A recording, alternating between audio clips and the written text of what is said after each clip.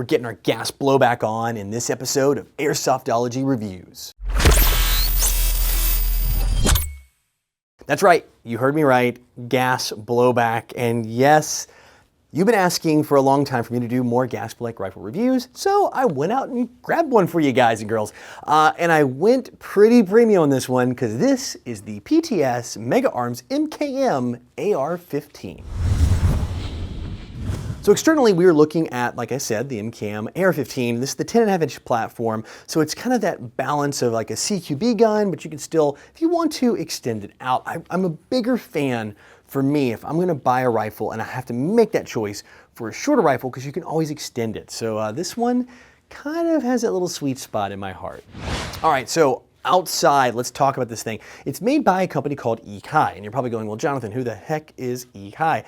You probably better know as one of their subsidiary companies, the ones that are in their umbrella of KWA. That's right. So this is an LM4, so you know the build quality you're going to get because this is made by the same company that makes KWA products and the LM4. So that also means compatible components. But a little different on this one because of the way Mega Arms does their rail system and upper receivers. So we're going to talk about that part first. So on the upper receiver, end to end, the way Mega is, it's so unique and it gives you that just slight little kind of bespoke, that word was my calendar this morning, look to your rifle. The upper receiver goes to where it meets the rail, it flares out and it attaches all the way around these Allen screws and it gives it a really neat look. It's also rock solid. The way the front key mod rail here attaches to the upper receiver, this thing is going nowhere. It is built solid. So there is zero wobble, zero play, and it's a true free float rail, so that barrel just sits there. You don't have to worry about vibrations or any looseness. The thing is on here like a tank. Also with that barrel, you get a gas block under here and a fake gas tube. Even though this is gas blowback rifle, the gas tube only works on a real AR. And then at the end, of course, you have the requisite orange tip if you guys are in the US, but fear not, 14mm counterclockwise threads underneath that on the end of this 10.5-inch barrel, and you can take it off and put whatever you want. You can put a flash hider on. I would definitely say probably grab a PTS one. They got a lot of cool ones in the catalog right now. Or you can throw a suppressor over top of this because this is a standard birdcage style. Moving on the externals, you do get front and rear sights. They're kind of basic. I ditched these suckers and put some cool flip-ups on here. It's begging for an optic. You got plenty of rail space up top and all this key mod space, so you can put your key mod accessories on if you guys want to do that. Also, keep in mind, these are flared for the most part. They're not perfect, but they're pretty darn close, so you can kind of hybrid between the Airsoft and even some mil-spec key mod to get these things going. Finishing up that upper receiver, get the Mega licensing, some grooving, some details here on the side. Definitely makes it stand out. Going to the lower receiver, more of the same, the big Mega Arms logo here, the caliber multi on that one side, and a small little PTS logo here on this side. Real subtle, just to let you know what it is, but not enough to take away or detract from the rifle. Also, the detailing around the receiver, it's built up around all the important areas, so way more reinforced than your standard LM4, and it also allows a little recessed mag release here on the side. Again, it's a standard AR platform, so you're going to see your controls in the normal spots. This is definitely a righty-friendly gun, so your lefties are going to be using those standard M4 controls, but fear not, it still should be pretty familiar for you. Also, finishing up that receiver, the trigger guard itself is part of the low receiver, so there's no hinge, it's all built in. It's oversized, you can use it with the gloves, easy to get in there, and that custom Mega Arms trigger that's actually drilled out finishes up the lower part of this build. Coming across the back, the one thing noticeably missing is a sling attachment point. I kind of wish they put one of those in there. There's not one, but again, this is based on an LM4, so you'll be able to find them anywhere to get that and swap it out. But in return for that, you get a couple neat things, and I've been saving these for the last three pieces to round out the externals on this gun. The stock, you get the brand new enhanced polymer stock from PTS on the end, which if you guys haven't watched my review of it, I'll put a link up here in the corner. I have a standalone review of this stock. The enhanced polymer grip, which is the vertical kind here from PTS, and an enhanced polymer gas blowback magazine. So you get all the PTS EPM parts for this rifle. So you're getting all those bonuses, all the upgrades, and really no change in price from the longer version that released prior to all these components hitting the market. All right, since we're gonna move to internals, and I'm gonna talk about the mag and the internals, even though this is kind of an external if you wanna talk about it. The mag itself is heavy. If you guys have never, you've never purchased a gas blowback rifle and you're looking at this video going, Jonathan, I'm really interested, I want to check it out, be prepared. Magazines can be on the pricey end. I mean, very pricey. They're very well made, but they're also built like a tank. This thing is as heavy as a fully loaded real AR magazine. So on your loadout, this is going to be very heavy.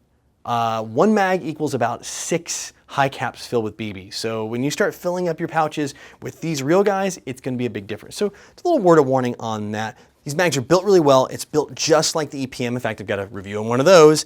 Even has the markings on the bottom, but it does hold 40 rounds, which is going to be kind of one of the drawbacks or allures of a gas blowback rifle. You do get that much lower round count, so every shot really needs to count. But you also have that upped weight, so you get that realism. And that's really the point of a gas blowback rifle.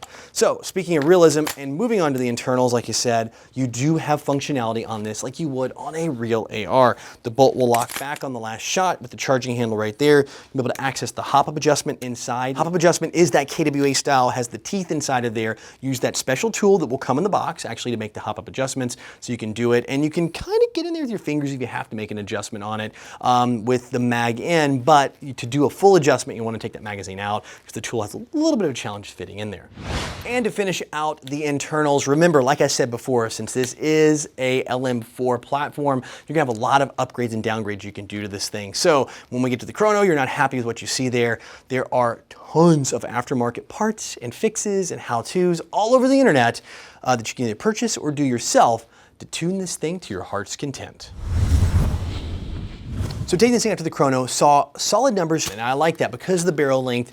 We're expected to see something around this range, which is nice. Now again, remember, you have a lot of control over your feet per second. If you're using regular green gas, you're gonna get a certain reading. If you're using propane, you might read a little bit higher. You can also step into red or black gas and really pump the power of this thing up. So again, you have a lot of options just to make adjustments with the propellant you're using in your magazines. Also, like any gas blowback gun, rifle, or pistol, you're gonna see a degradation from the first shot to the last shot. So your FPS will start off a little strong and then drop out, especially if you're trying to do full auto. Now keep in mind, it's really tough to do a full auto chrono test with one of these, but the rate of fire is going to be right on par. You're looking at like that low teens number for a full auto mag dump. And again, it can get to the end of a mag, but you're going to have a heavy cooldown effect and have some cycling issues toward the end. So again, like every gas blowback rifle out there, no matter what brand you're looking at, short burst or semi-auto, of course for round conservation and for that cooldown effect, are going to be critical. So guys, if you're looking for a gas blowback rifle that's just an M4 platform, but still a little different with a ton of options and accessories, like all this cool PTS stuff on here, I'm really glad they put that on there. Definitely take a look at the Mega Arms MKM AR-15, yes, it's a very long name, and it is, again, from a price standpoint, you're gonna be paying, you know, kind of for that premium name. It's gonna be up there in that 400s price point US, and of course, if you live in other countries, it could be varying prices depending on importation, taxes, things like that.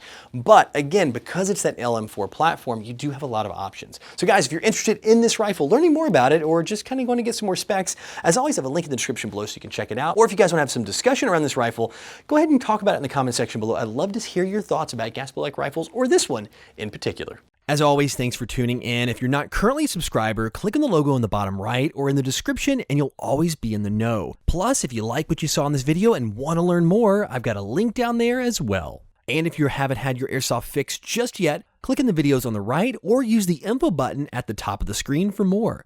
And as the saying goes, everyone has an opinion, and I do want to hear yours. So give me a thumbs up or a thumbs down on this video, comment, and share.